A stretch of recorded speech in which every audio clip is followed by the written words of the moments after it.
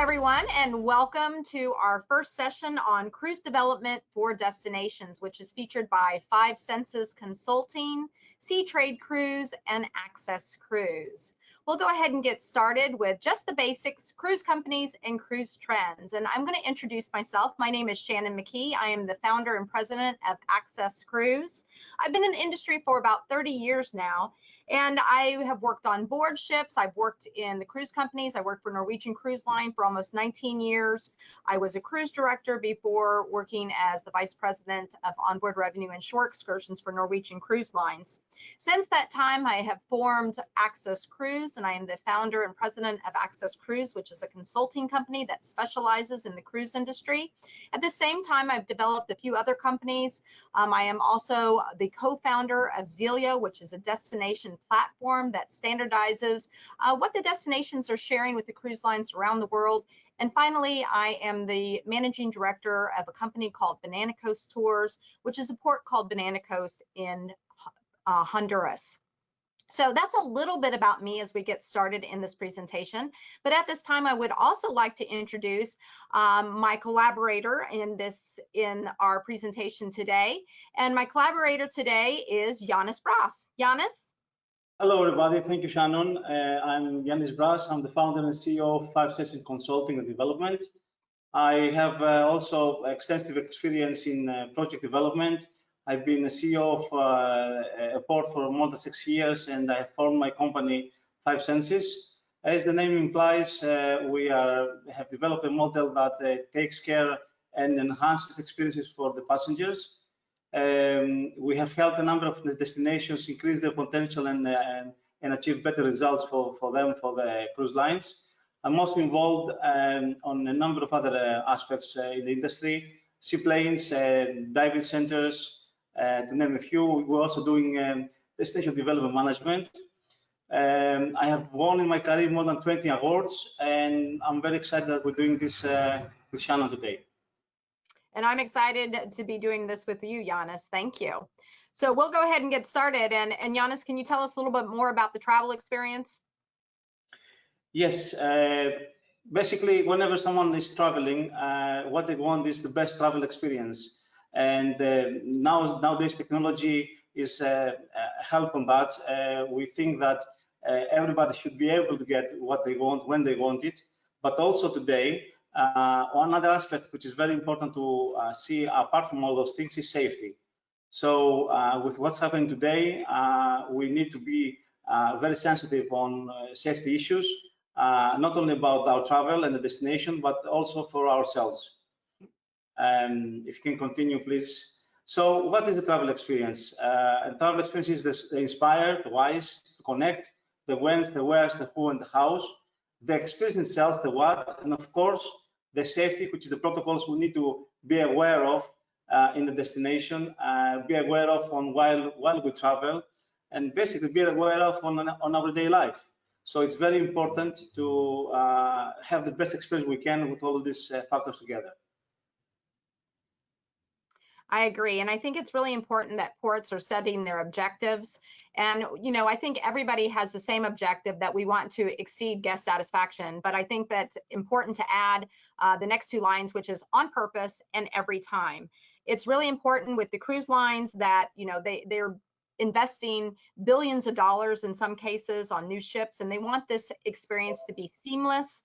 And this is the same protocols and objectives that they have in place, is to exceed the guest satisfaction. And I think what's also important, as you just mentioned, Ioannis, is that safety in the destination is something that's new, especially with the COVID experience that we are moving through right now, that we really have to take a better look at the safety in the destination. And so I'd love for you to tell us a little bit, we've talked about this a lot, you and I, Ioannis, about the COVID effect. Yes. Basically, the cruise industry has overcome, and it's overcoming its biggest challenge yet. Now it's the time to restructure and implement changes that will make us stronger and more proactive. We know we're facing the biggest challenge ever. We know that these are difficult times. We know that cruise lines have halted their operations, but we're very positive with what's happening now, that soon, very soon, and new protocols will be on their way, and cruises can restart. But if we want to go in a bit more detail on what basically is all this about, we need to start with shorter cruises. We need to have a look at what's happening on the vacation and the passengers that will have to go through pre-screening and determine who is fit to travel or not. The cabins will have new protocols, new cleaning protocols. Many niceties will be taken away. Technology will help. Wristbands, e-key cards, e-bills, it's very important. Of course, the way we operate on restaurants will be different, seating arrangements with groups, no self-service, spacing, of course. Different circumstances on swimming pools, we have to take the seating, which will be 1.5 meters apart, or limit the access in some cases. We know that the cruise companies who are planning to go ahead and start cruises, they will start with fewer passengers. We estimate something around 60 to 8%. The gyms and the fitness will use spacing in the equipment and cleaning, very thorough cleaning every after use. Of course, the lifts and any other places will be cleaned very thoroughly, and possibly use masks when you operate them if we cannot guarantee frequent spacing. Entertainment, we know that there will be more show theaters. We know that there will be no self-service, table service only. And this is a circle that we think that is going to help and assist on restarting cruises very, very soon, Shannon. Yeah, and you and I have talked about this a lot, Ioannis, that I think one of the challenges is that these protocols are changing every day. I know that most recently you and I have been talking about the EU healthy gateways. We know that the CDC has not yet come out with their protocols. So this is a starting point, but we do know that this is consistently changing, and something that we have to monitor as the cruise lines begin and resume their services. And hopefully that will be happening in the next few months. Well, let's move forward to the key outcomes. What we've put together, Ioannis, you and I, and we've talked about, is that this is actually a 4-part series. And as a part of our 4-part series, we want to talk about what's happening in cruise. And the key outcomes are really an understanding of itinerary planning. And I'm really thrilled today that we also have an itinerary planner that has joined us, Timothy Littley from Seabourne, who has vast experience, and he'll talk a little bit more about that. But the fact that the Seabourne cruises travel around the world, how's the itinerary planning and shore excursions? How are those put together? Preparing a port presentation, working together to promote your destination, branding and enhancements of the visitor's experience, and port grading and feedback. So this is part 1 of a 4-part series, and part 1 is the cruise trends and cruise companies that are out there. Then we'll move on to part 2, which is where we're going to get into some of the technical details. Part 3 is more around the marketing, and part 4 is evaluations, port grading, and improvement of your port. So we have a lot to cover today in the fact that cruise trends, we're going to talk about the operation of a cruise ship, the different cruise companies are out there, the cruise market segments that are important. What does it take to put itineraries together? And thankfully, we have Tim with us today to talk a little more in depth about that. Itinerary opportunities will also be discussed throughout this session. So the operation of a cruise ship, it's, everybody talks about the operation of a cruise ship being a floating hotel, and I think that that's probably a very accurate description. It is a little bit different in the way that it is set up. Today we're talking about for destinations, but there are so many people out there interested in getting into the cruise industry and understanding the cruise industry. You also have to understand that with the cruise ship, it's not the same as a hotel, and the fact that the infrastructure is very different. It's made out of steel, so we have fire class doors, we have, bulkheads and watertight doors. So for those companies out there that are looking to get involved from an infrastructure point of view, it's a little more difficult working with the cruise ship than it may be working with a hotel. But if you look at the operation of a cruise ship, we have our master and captain. They are basically, as a crew member on board, they're kind of the end all be all. They are the ones that are responsible for the ship. We have the staff captain. The staff captain runs the deck department, and the medical team also falls under the staff captain's responsibility. Also falling under the master and captain is the chief engineer that runs the engineering department with your electrical engineers on board. And then finally, we have the hotel management team. And this is really where it comes in place that they talk about the cruise ship being a floating hotel. This is where you're going to find your guest services manager and your food and beverage directors, your information and IT specialists that will be on board, your onboard revenue, so all the bars and casinos and shore excursions, all of this falls under the hotel director. And then we move into the hotel operations and the head office and what's happening. And I'm just going to run down through this list very quickly. Everything in blue that you see here, we've listed in blue for a reason, and that is because these people are the influencers around putting itineraries together. So when you're working with the head office and you're going in to meet with the head office of a cruise ship, it's important that, of course, you're going to be meeting with the deployment and itinerary planning teams, but it's also important that the shore excursion and product development teams are a part of these meetings. They are the influencers because they tell the itinerary teams how much revenue can be made in that port. Marine and technical, obviously, to get into the port, there's a lot of technical details that they have to look at. Port operations, when the ship arrives, what does it take? What kind of facilities do you have there? What kind of services are there that they can partake in? Can you unload, trash and garbage? Can they refuel? Can you take on supplies? So those are all important questions for the port teams. And then of course we have the marketing team that has to get out and market the destination. Of course, you will also have relationships with the sales teams and obviously the customer relations teams, the analysts, and the credit controls and payments. But if we move on to, we're going to look a little bit about the statistics, and what we've put together here is really the statistics pre-COVID, and then we're going to talk about what happens after COVID. But Ioannis, I'm going to let you take this. Yes, thank you, Shannon. I mean, as you said, that this is pre-COVID statistics. We thought that it's important to see a picture just before the outbreak. So we knew that we had 423 ships out there. We know that this number will be reduced slightly in the next months. 29.5 million passengers worldwide, 50 billion in wages. We know that we have 95 plus cruise brands with 117 new vessels orders through 2027, of course, and plus $150 billion in output. Also, we know that the spend was around $376 on the home port cases and 101 spend in port per passenger, that is. We know that we have more than 3,000 ports, believe it or not, around the world, and that has created more than 1.2 million jobs.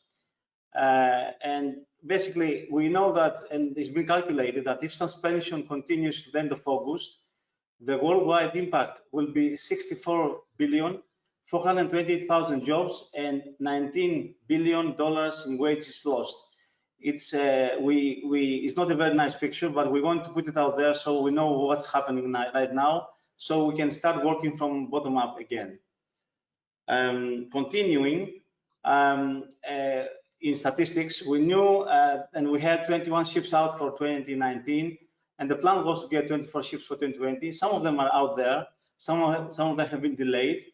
But just to get a picture on where the ships to come out in 2020, there's a list. And we know that some of them have been out already. Some of them have been delayed, but most of them will get out soon enough.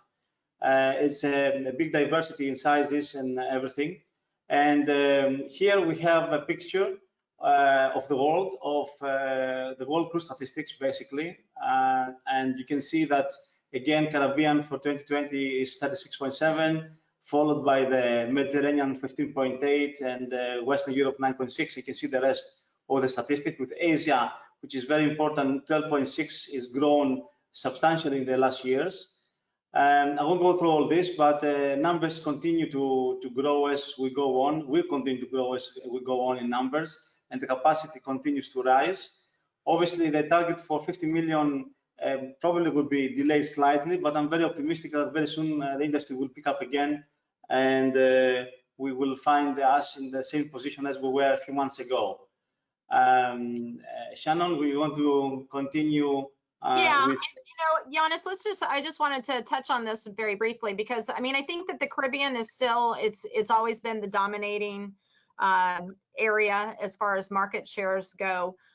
We know that the cruise lines, as far as when we talk about the COVID effect, there's going to be a streamed in process of where it's coming. And I think the good news that we should target as we speak right now is just that the European region is beginning to open up slowly, and we have seen some cruising begin in the Mediterranean as a starting point, which is really exciting. Yes, I agree with you, Shannon. I mean, obviously smaller capacities, fewer days, but it's a start. And I'm very optimistic that by the end of August, we will have at least 4 cruise lines starting cruises in the Med. That's excellent news.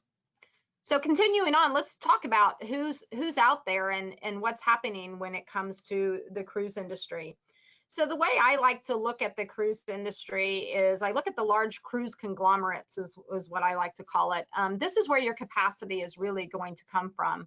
If you're trying to break into the cruise industry, you need to know who these people are in these cruise conglomerates. So Carnival Corporation right now has 109 ships. And I'm going to preface this by saying that they have also announced that they are selling 13 ships. So that's going to take them under 100 ships again. At the same time as what Ioannis just showed us, they're also building new ships. So they're culling their fleets, and they're taking out some of the ships that are less profitable, less sustainable. So I think it's actually a good thing that we're going to lose some of these larger vessels and that they're going to move over. They'll be sold or scrapped. But when you look at Carnival Corporation, Carnival is obviously the largest of the brands, followed by Costa, which is an Italian brand, and Princess and Holland America. But they have 10 brands that are out there, and each have their own personality. So don't fall into the trap that because they're Carnival Corporation, they act and think alike, because they don't. They are all very different in the way that they schedule their itineraries, in the way they react and work with the destinations. They each have their own personality.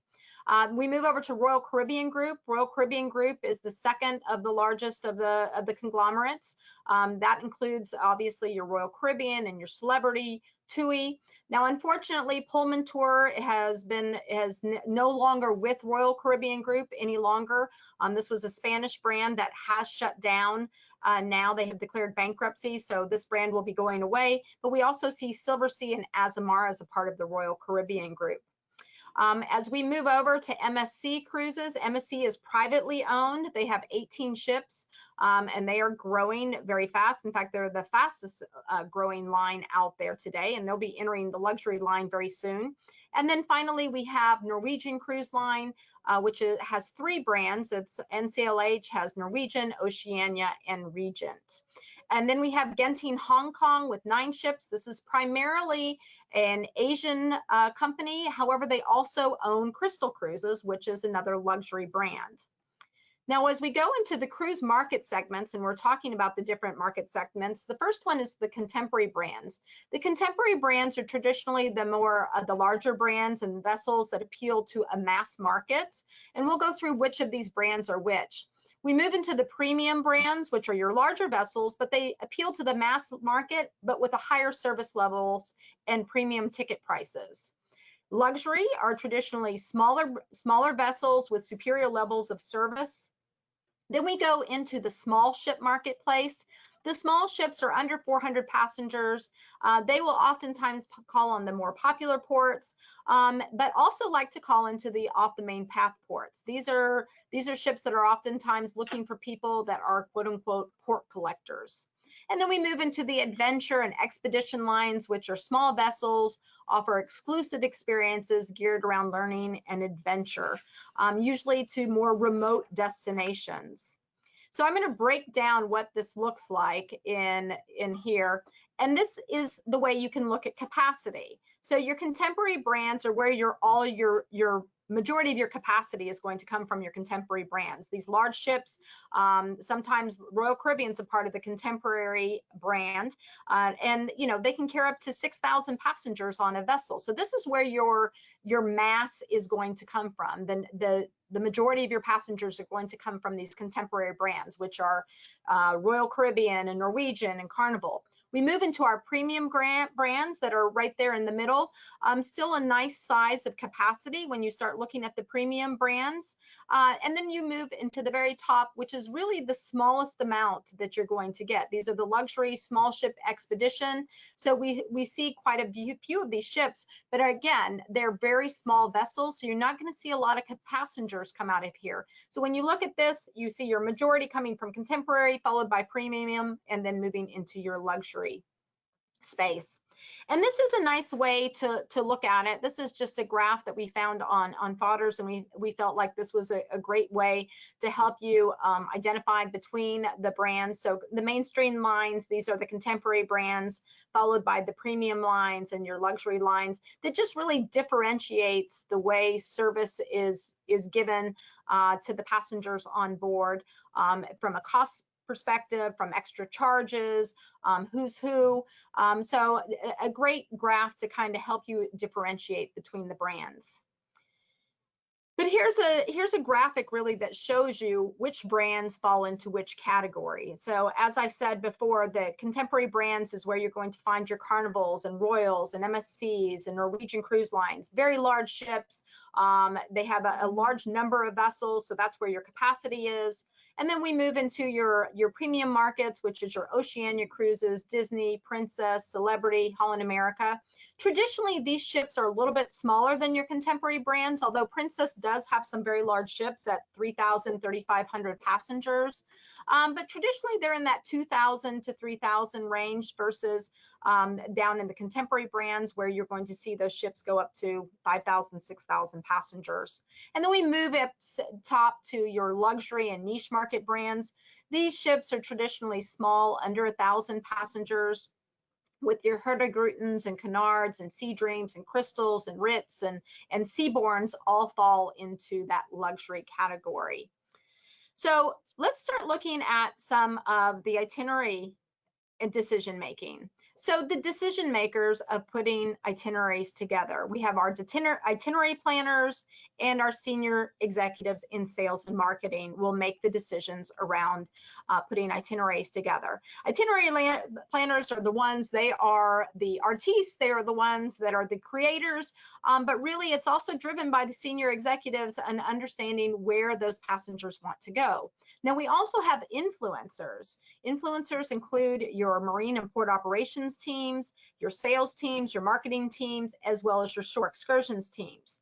Now, it's important to remember, as we spoke in the beginning, that every cruise line is different and you need to understand what motivates them. What motivates a Carnival cruise line versus motivates a Seabourne is very different. Carnival traditionally stays on similar routes in the Caribbean. They don't venture off to new ports very often, versus a Seabourne who's always looking to find something new that their passengers can experience.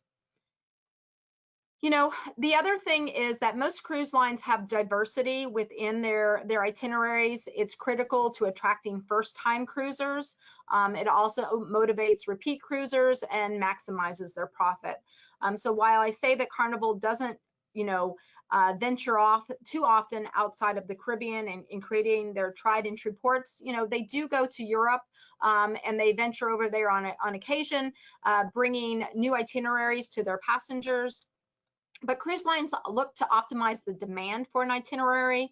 It's important for them to look at their port expenses and fuel consumption, as well as they need to maximize their onboard revenue generation.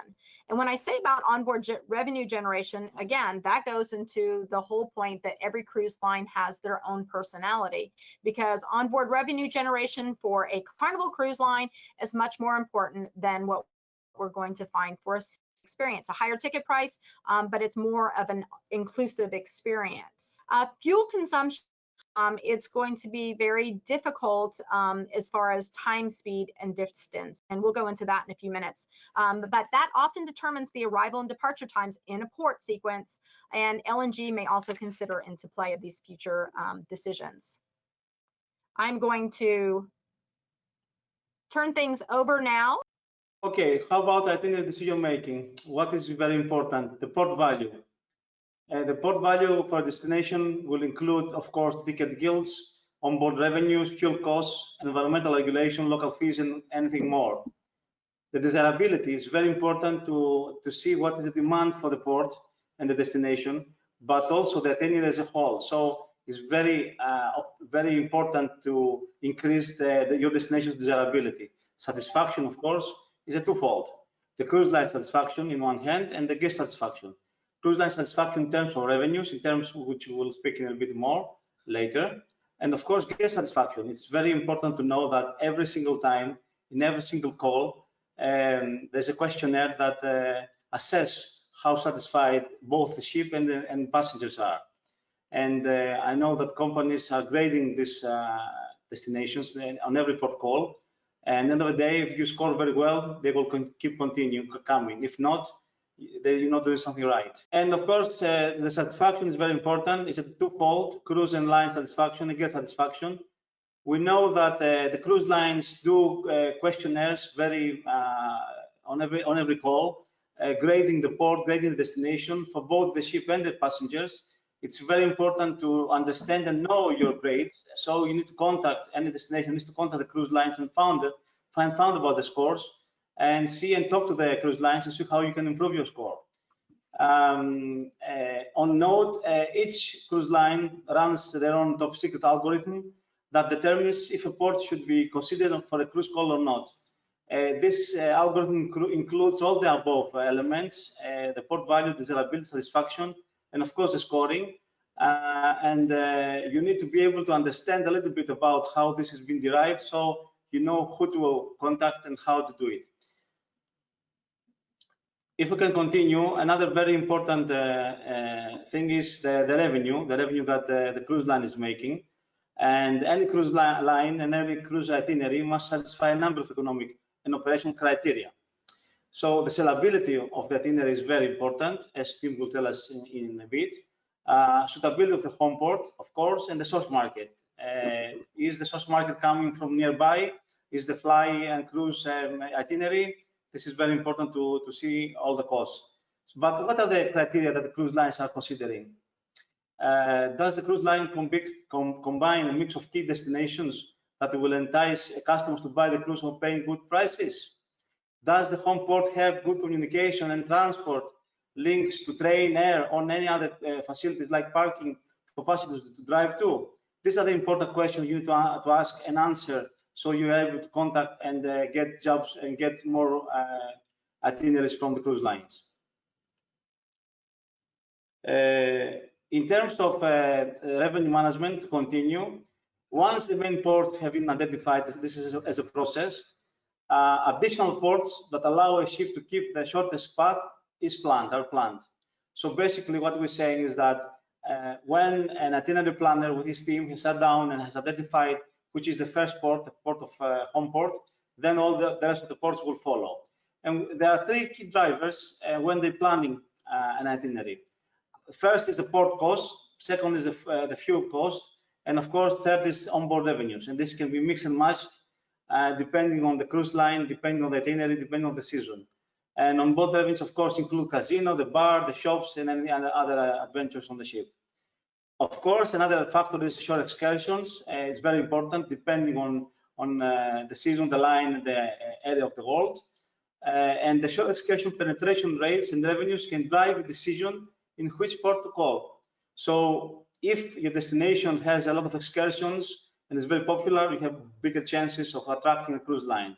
If you don't, you need to sit down on a very detailed discussion with all the other local authorities and trying to identify excursions that will suit these characteristics. The shore revenue is more relevant to the contemporary premium brands. On the other hand, luxury brands are often all-inclusive, so shore excursion experiences become the driver. Moving on, the itinerary opportunities. Itinerary planners begin by identifying the region by season and month.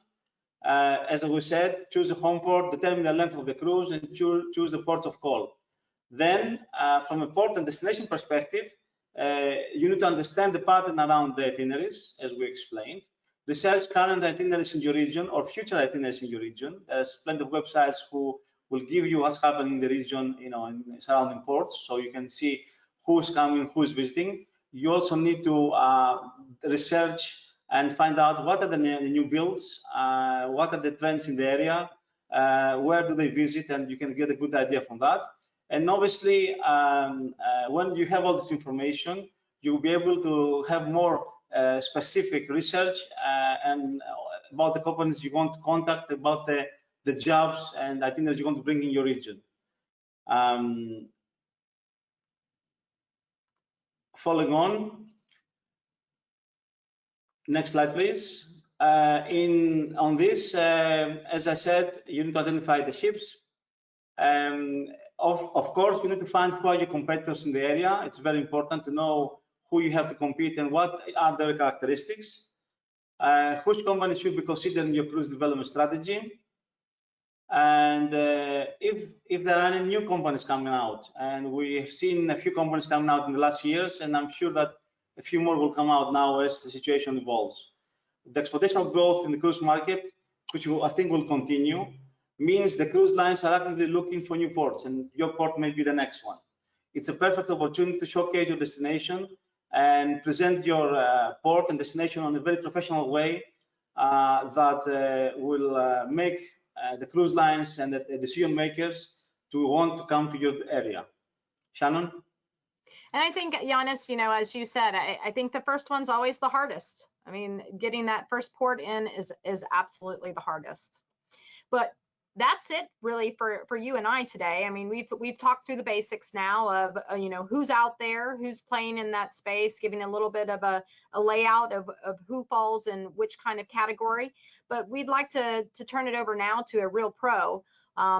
This is what he does for a living. And our guest speaker today is Tim Littley, who is the director of itinerary planning for Seabourne Cruises. I've had the opportunity to work with Tim for many years now, and he really is a master at his trade and an artist in his own way. And so I'm going to turn the reins over to Tim to talk a little bit now about what it takes to put an itinerary together. Hi, Shannon.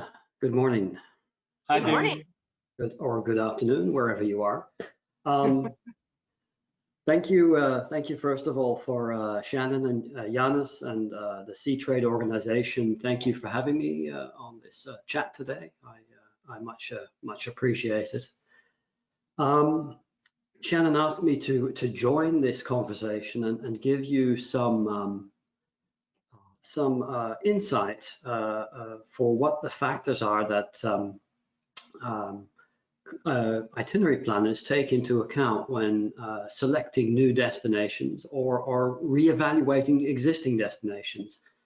And I think this is particularly relevant today as we look at smaller destinations and smaller ports that are looking to perhaps develop some cruise business. And much in the preceding slides presented by Shannon and Ioannis were fabulous. A lot of very good information there, and they really hit upon the key points of what you should be looking at as a fledgling destination, and what factors you should be pointing your resources at when in trying to attract new cruise business. So I have a small presentation, a short presentation, and a couple of slides I'll talk you through right now. And the first is basically a question, a general question that we ask our guests, our loyal guests and our potential guests, as we evaluate the cruise market and the needs of our cruise guests in determining what is the most important factor for a cruise decision purchase. And in particular, and what this means is what this means in layman's terms is that we want to know what is the number one reason for you to open your wallet, take out your credit card, and book a cruise. And so I collated some data, and I found the following factors. At number 3, for Seabourne Cruise Line at least, price was the number 3 factor at 9%. The number 2 factor was reputation. So it's very interesting that reputation, which guides the experience, is the number 2 factor, and it's above the price. So more guests value the reputation over price. But the number 1 factor, the single most important factor for a cruise destination purchase was the cruise purchase decision was the destination. So that is by 50%, exceeds any other factor, exceeds all other factors combined. Is the destination is the most important factor for Seabourne cruise guests to book a cruise. So keep that in mind, and I keep it in mind every day, because I realize that having the right destination, having the right sequence of destinations to create an itinerary is what will what our guests value and what will encourage them to make a cruise purchase decision. On to the next slide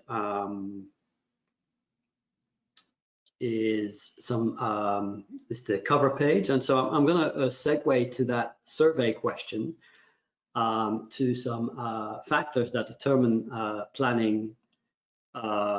itinerary planning decisions. Oh, it's going very fast now. Can we go back to the previous slide, please? Thank you, Shannon. So I'm often approached by Shannon and by others, and I'm asked, in my experience, what are the considerations that go into itinerary planning in general, but more specifically, what criteria do I use for selecting cruise destinations? Or put differently, how can cruise destinations, influence the itinerary planning decision-making process? And these are very weighty questions, because there is no easy answer. But I've tried to boil it all down into a simple, a simplified presentation on what factors do go into the itinerary decision-making process and the port selection process, and that starts on the next slide. So in my experience, it is a combination of art and science, a combination of both the rational and perhaps more emotional factors that determine a good or a great itinerary. Destinations seeking to influence decision-making process for itinerary planning must understand and address both the art and the science, both the operational reasoning behind the destination choice, as to be able to communicate and speak to each of the emotional elements that form the destination experience. So with this in mind, I've boiled it down to 5 key elements that convey the art and 5 key elements that encompass the science of destination selection. So the science of destination selection, these are the more financial driven aspects. And to set the stage, some of the key words commonly associated with the science behind itinerary and science behind destinations are analysis, method, knowledge, organization, discipline, reason, logic, profitability, predictability. So with those key words in mind, let's have a look at some of the operational elements that go into destination selection. So on the next slide, the number 1 operational element I look at under the science of itinerary planning is the infrastructure. I need to know that a ship can actually physically enter the port or physically visit a destination.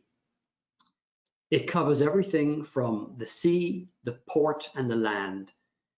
Can the port physically accommodate the ship? Is it navigationally safe? Is there a dedicated cruise terminal or a pier or a tender facility? Is there a security? Is there space on the pier? Is there a terminal? Is there parking? Is there an ability for us to dispatch tours? Is there sufficient tour infrastructure? Is there transportation? Buses, roads, rail? So all these factors are under the infrastructure bucket. To summarize, it's basically, can we move people to where they want to go efficiently, expeditiously, and safely? Does the destination have the right software, the human element, to support the hardware, the infrastructure? So that's a lot of science there and a lot of operational aspects in one key slide. So on the next slide, I'll look at the number 2 element for the science behind itinerary planning, is the location. And when I say location, it's more than just a point or a dot on the map. It's the location relative to other destinations. It's the location relative to the region wherein the cruise ship operates. Very important for us is to have distances and speeds between destinations in such a way that we can step from destination to destination in an efficient manner to operate the ship at its peak efficiency. Shorter distances between destinations is preferred. Lower speeds are preferred. A lower fuel consumption is preferred. So it's a balance. For me, when I look at the location of a destination, I have to find a balance between days spent at the destination, the port days, and the days at sea. I can't have the balance sway either way. Ideally, for Seabourne, for example, we like to have itineraries that have a destination on almost every day, especially on the shorter cruises. So it becomes a task for me to find a series of destinations at optimally placed distances between each. So in some cases, that does mean that some destinations are naturally at a disadvantage if they are not surrounded by a grouping of other destinations. It's often said that all ships rise on the tide, and that's the same for destinations within the cruise industry. One destination is not the sole source of success. It's a combination of destinations within a region that defines the success of a cruise destination. A metric that's often used with itinerary planning is port density. When we look at the closeness of destinations within a region. On this slide, we look at cost, and this is really the most scientific and analytical metric we have, is looking at the cost, and that's with any business, perhaps your own business, but also in the cruise industry, we look at and evaluate destinations based on cost. And it's not just upfront fees to enter the port, it's the entire cost. Again, we have to look at things holistically. It's the cost of using infrastructure, of going into a port and using the facilities. It's the cost of moving the ship to and from the port.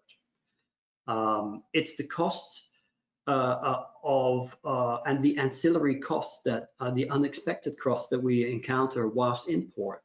We often ask ourselves, is a port or a destination cost efficient?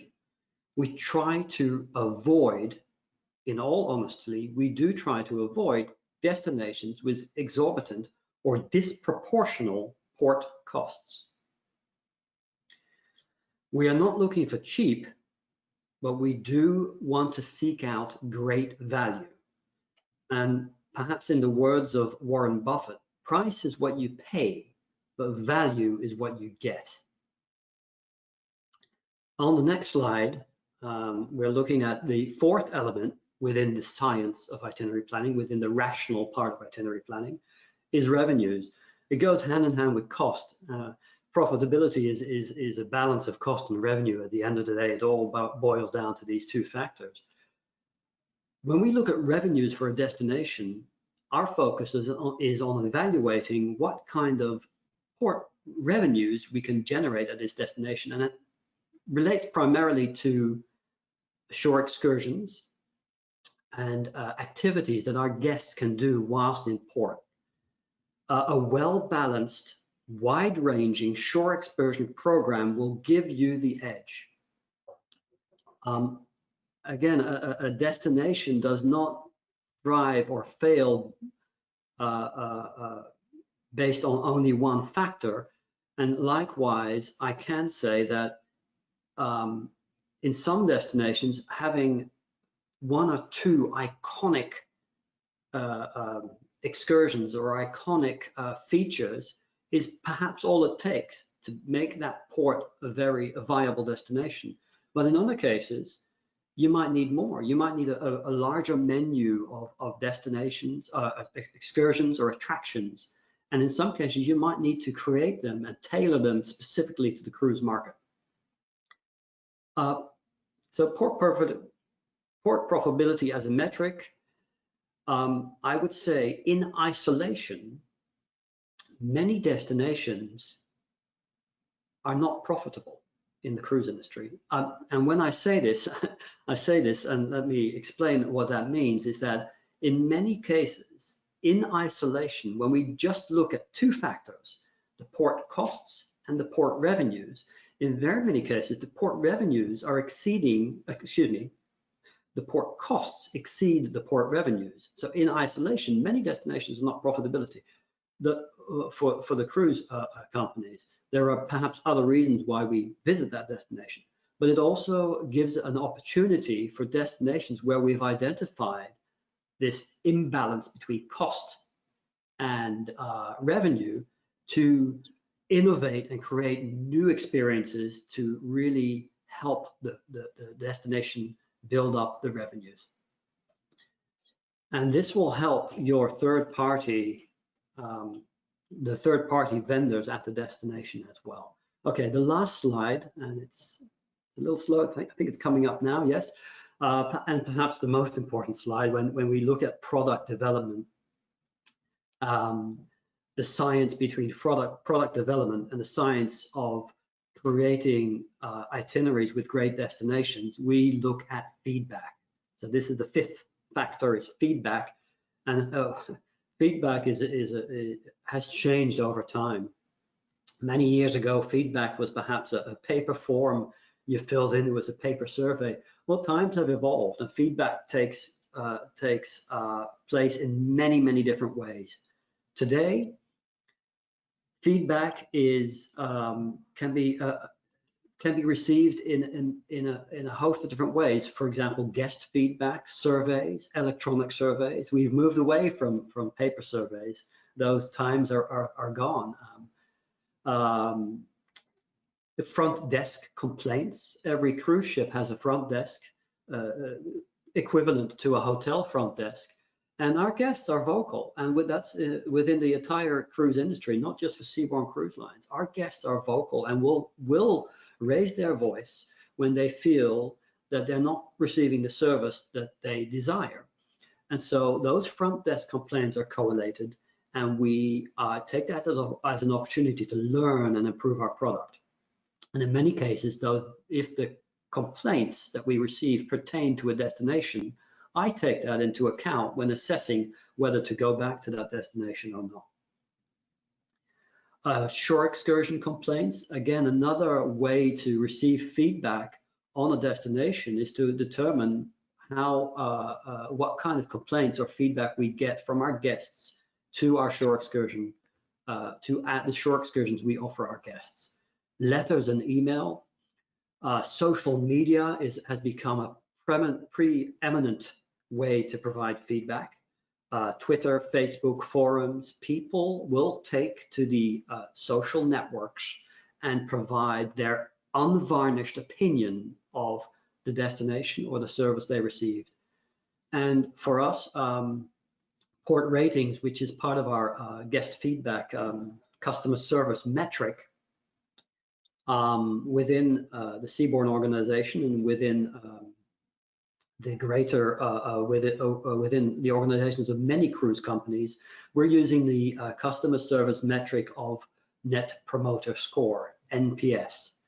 And this is an established metric, and I do encourage all destinations to read up on this. There's a lot of information and research online about what is the Net Promoter Score and how it's calculated and what factors go into this Net Promoter Score. But in a very light summary, it allows us to determine detractors, passives, and promoters.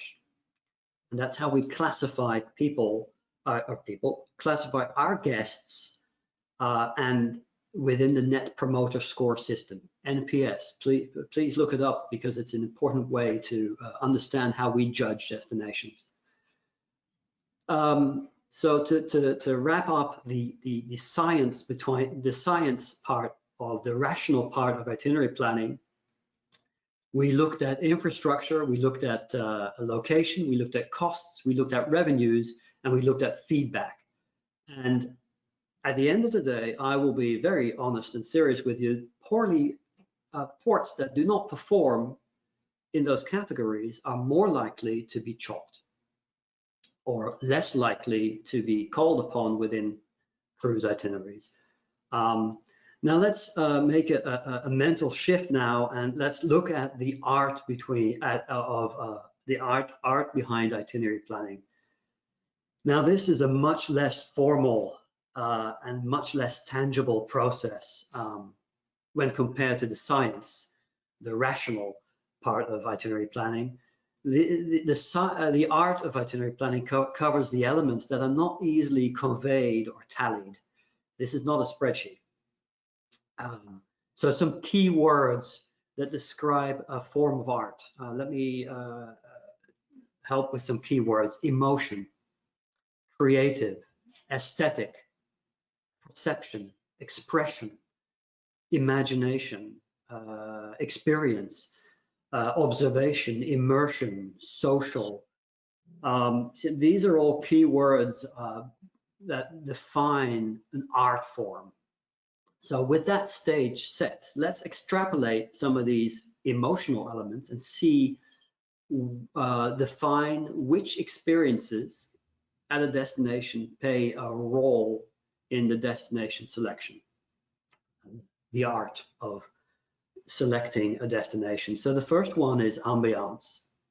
When I look at a destination, when I assess a port, it must have the right ambiance to me, perceived or actual. Ambiance is a collective of positive signals that are relayed to our subconscious. It's something we don't really sit and think about. It's something that we feel. It's emotive. I must feel welcomed and drawn into a destination just by virtue of the character and the atmosphere of the place. And it's something that happens naturally. You know, a place has a great ambiance at the moment you get there. It's a feeling you get.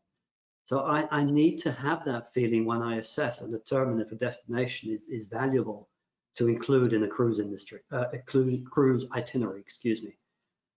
The next slide looks at, the second factor I look at is culture. And I'll just wait for the slide to come up. Here it is. So I put a lot of importance and a lot of stock in the cultural experience at a destination. Culture is a manifestation of human intellectual achievement. A good destination immerses me in a culture without letting me drown in it. Travel is probably the greatest form of learning that you can reward yourself with. And some key words when we look at culture is we look at history, heritage, storytelling, enrichment, discovery, traditions, engagement. I really feel that it's important that there's a cultural story behind the destination. And fortunately, many cruise destinations do have a cultural story to tell, and it's very engaging. And I encourage all new destinations to keep that in mind when promoting your destination to the cruise industry. The next slide, when we look at the third factor behind the art of destination selection and itinerary planning, I look at people, and some might say this is the most important factor because the attitude, the professionalism, the friendliness of people are a barometer to the success of a destination. At the end of the day, we are in a people business. Tourism, cruise tourism, is a people business. We are selling vacations to our guests, and we are trying to offer them the greatest experience that they can imagine. This is not selling insurance.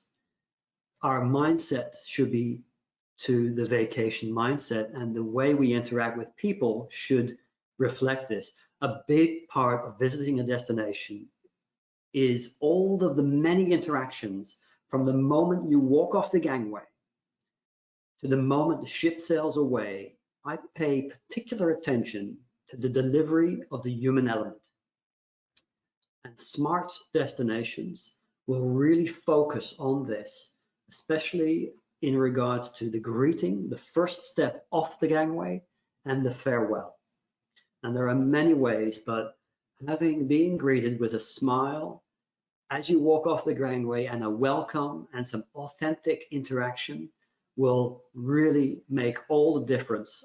First impressions are invaluable. So moving on to the fourth aspect of the art is the experience. And this is a tough one because it's deeply personal. Experience are a form of emotion that are really deeply personal and very difficult to quantify because they're different for everybody. However, in general terms, we can often come to a consensus that on events that have the potential to provide a great experience, whether it's walking amongst a colony of penguins in Antarctica, watching the aurora borealis in the Arctic, or simply having a romantic dinner on your stateroom balcony whilst cruising through the Greek Isles. These are great experiences. And the nature of itinerary planning is that I'm always on the lookout for new experiences and new opportunities to amaze our guests. The best destinations are an experience. The next slide and the fifth element behind the art of successful itinerary planning is umami. And this is maybe a word that not everybody's familiar with, depending on how well traveled you are, but umami is a Japanese word, and its kanji literally translates as pleasant, savory taste. That's a literal translation. But in this case, I'm using umami in the non-food context. The older philosophical and cultural meaning is rooted in Zen Buddhism or Shinto. And umami can involve all the senses: sight, smell, touch, hearing, and taste. Umami wakens positive emotions. Umami contains the promise of a pleasurable outcome. It conveys a sense of beauty, and anticipation enhances umami. Umami is the understanding, I think, of quality and value of something recognized before rational thought can run its analysis. This is a special place. You know it when you see it, and you feel fortunate for the opportunity to be there. That is umami, and that is what we want our guests to experience at your destination. So to recap, I went through the 5 elements that contribute to the science, and I went through and I determined the 5 elements that contribute to the art of itinerary planning. So just to summarize, I have one further slide here. I think maybe, there we go. The art, again, on the left-hand side is ambience, culture, people, experience, and umami. The science, infrastructure, location, cost, revenues, and feedback. When those 10 elements are combined, you get what is presented on the next slide,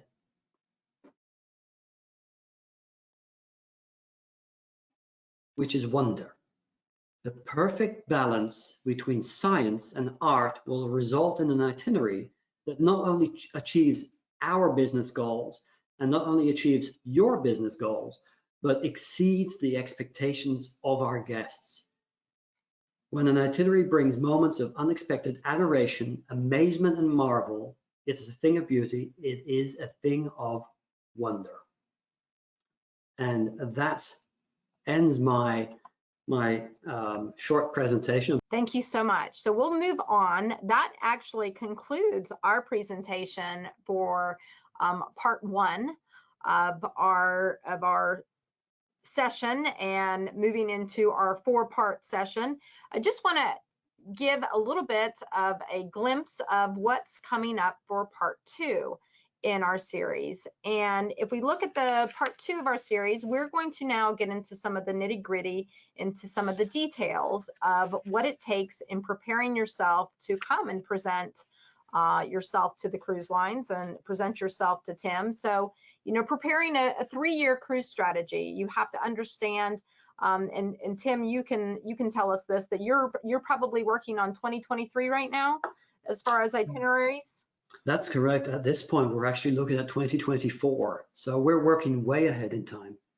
Right. So, you know, we need to think about that when we're approaching cruise lines. They are working years in advance. So preparing a long-term strategy.